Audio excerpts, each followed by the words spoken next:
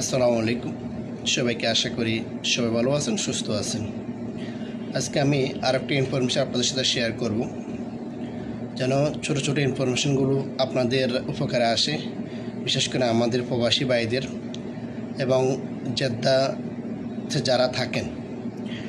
অনেকে Jeddah airport ব্যবহার করে বাংলাদেশে যান এবং বিভিন্ন দেশে যেতে হয়। এখন অনেকে টিকিট ইস্যু করার পর অনেকে জানেন না কোন টার্মিনাল দিয়ে যেতে হয়। একটা ভিডিও বানিয়েছিলাম আমি টার্মিনাল 1-এর। আজকে আমি টার্মিনাল 2-এর ব্যাপারে বিস্তারিত আপনাদেরকে জানাবো, যে ইনফরমেশনগুলো আমার কাছে আছে। কোনো ইনফরমেশন ভুল থাকে আপনারা কমেন্টে জানাবেন। আজকে আপনাদেরকে আমি বলবো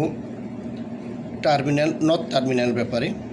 নর্থ টার্মিনালে কোন কোন এয়ারলাইন্সের ফ্লাইটগুলো পরিচালিত হয় এবং কোন কোন দেশের সাথে হয়। প্রথমত আপনাকে আমি নর্থ টার্মিনাল ব্যাপারে জানাই, যাতে থেকে যারা জানেন এটা দীর্ঘ অনেক পুরাতন টার্মিনাল, অনেকে পুরাতন এয়ারপোর্ট অথবা মাতাম গেদিম, মানে আরবিতে বলে মাতাম গেদিম, এই কারণে অনেকে জানেন।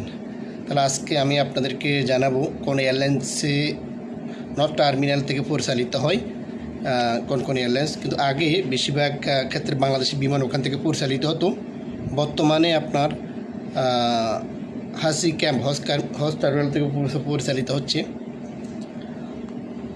তো আপনাদেরকে আমি কোন কোন এয়ারলাইন্স ওখান থেকে পরিচালিত হচ্ছে সেটা আপনাদেরকে আমি দেশ এবং এয়ারলাইন্সের নাম বলবো। প্রথমত এয়ার ইন্ডিয়া, এটা ভারতের ইন্ডিয়ার বিমান, নাম শুনলে আপনারা বুঝতে পারতেছেন। ইন্ডিগো, সেটাও ভারতের। এয়ার আরাবিয়া, আরব আমিরাতের। ইথিওপিয়ান এয়ারলাইন্স, সেটা ইথিওপিয়ার। সুদান এয়ারওয়েজ, এটা সুদানের বিমান। তার সাথে আগে বাংলাদেশ বিমান পরিচালিত হতো, কিন্তু এটা আপনারা নেটে খুঁজলে বাংলাদেশ বিমানে পাবেন। কিন্তু বর্তমান বাংলাদেশ বিমানের টার্মিনাল চেঞ্জ করা হয়েছে, সেটা হাজি ক্যাম্পে। সেটা আমি আগেও বলছি আপনাদেরকে। এই বিমানগুলো নর্থ টার্মিনাল থেকে পরিচালিত হয়। তার সাথে আপনারা যখন টিকিট ইস্যু করবেন, ইস্যু করার পরে আপনারা টিকিটের নিচে যেখানে তারিখ এবং সময় আছে যাওয়ার সময়টা, তখন ওখানে আপনারা দেখতে পারবেন কোন টার্মিনাল থেকে কোথায় যেতে হবে, সবগুলো বিস্তারিত লেখা থাকে। তারপর আপনারা অনেকে বা পড়তে জানেন না বা না জানার কারণে অনেক অসুবিধার সৃষ্টি হয়।